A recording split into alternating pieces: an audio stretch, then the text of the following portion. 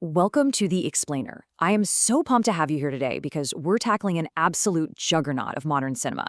We are diving deep into Aditya Dhar's highly controversial and massively successful 2026 spy action thriller, Dhurandhar: The Revenge. Now, whether you've actually sat down and watched it or just heard the intense debates constantly swirling around it, there's absolutely no denying the huge cultural and financial footprint this movie has left behind. So let's jump right in, shall we? 1,833.2 crore rupees. Yeah, just let that sink in for a second. That staggering worldwide gross catapulted this film to become the second highest grossing Indian film of all time and the ninth highest grossing film worldwide for 2026. To put it simply, this film didn't just perform well at the box office. It completely redefined the ceiling for what an Indian blockbuster can achieve. Section 1. The Box Office Behemoth. Breaking global records. Okay, we really need to unpack how this nearly 4-hour epic managed to shatter so many records despite facing an immense wave of backlash. The milestones here are genuinely historic. On its opening day alone, the film raked in somewhere between 196 and 240 crore rupees worldwide. That made it the highest opening day ever for a Bollywood film. It even topped the US box office on its opening day with almost $4 million. Globally, it pulled in an opening weekend of over $80 million, becoming the fastest Indian film to cross the 1,500 crore mark globally. And domestically, it achieved something completely unprecedented. It was the very first Hindi film to cross 1,000 crore rupees in net collections in India alone. Section 2. The Spy Who Returned, a 229-minute epic.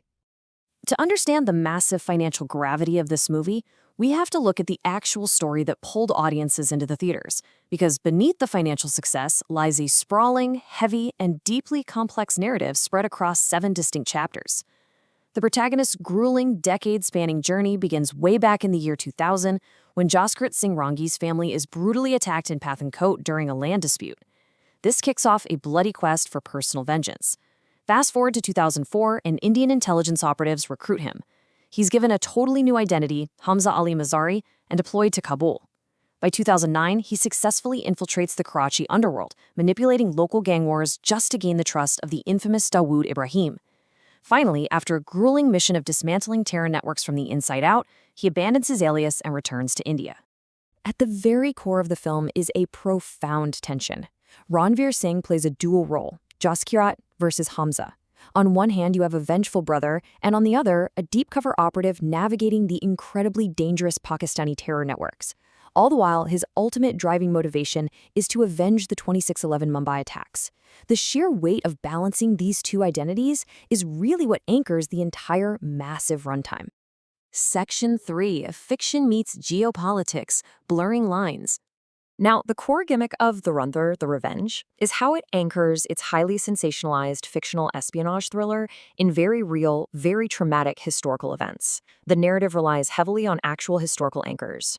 We're talking about the 2008 Mumbai attacks, the 2016 Indian banknote demonetization, and the criminal record of slain politician Atiq Ahmed. But director Aditya Dhar twists these into a highly charged fictional narrative featuring covert revenge assassinations, massive counterfeit currency rackets, and unproven claims linking real-world politicians to ISI weapons smuggling. It's an incredibly bold, heavily debated blending of objective history with speculative myth-making. While the film does open with a clear disclaimer stating it is a work of fiction inspired by real events, reviewers heavily debated the factual accuracy of this approach. By incorporating thinly veiled stand-ins for real political figures and reimagining real geopolitical conflicts like Operation Lyari, the film blurs the lines between factual Indian politics, real-world minority issues, and cinematic espionage. This naturally sparked intense discussions about exactly where historical inspiration ends and manipulation begins. Section 4. The Spectacle and the Gore. Visceral Intensity. This blurring of lines was matched only by the extreme on-screen elements that sparked a massive wave of censorship. Listen, this film pulled absolutely zero punches. A massive 229-minute runtime is daunting enough for anyone, but it also received an A, or adults-only certificate in India, and that was only after the censor board demanded cuts to incredibly graphic scenes involving beheadings and eye-smashing. Furthermore, just like its predecessor, the film was completely banned in all Gulf cooperation countries. What you should really take away from this is just how highly unusual it is for a film featuring this level of extreme, restricted violence to achieve such mainstream, multi-billion rupee box office dominance. Section 5, Patriotism or Propaganda, the Critical Divide. Which brings us to the intense, politically charged split between professional film critics and paying audiences. $80 million.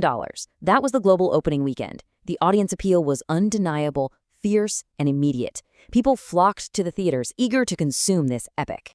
But what's really wild is the stark contrast in reception, with 63% negative reviews from critics against only 37% positive. Professional reviewers largely rejected the film, criticizing its politics and its gore.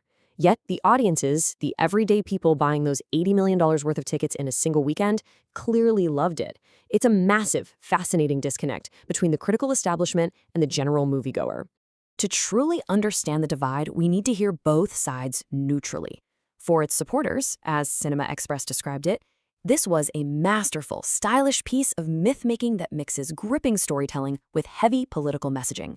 For a massive segment of the audience and several reviewers, this was an immersive, emotionally charged, and visually spectacular patriotic thriller.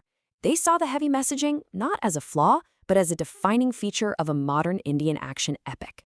On the other side of the aisle, international and several domestic critics strongly disagreed. Publications like IGN bluntly argued that the film operates in favor of naked political propaganda. Critics from publications like the New York Times, Variety, and The Hindu argued that the film spectacularized nationalist violence, instrumentalized minority issues, and leaned heavily into pro-establishment ideologies under the guise of an action blockbuster.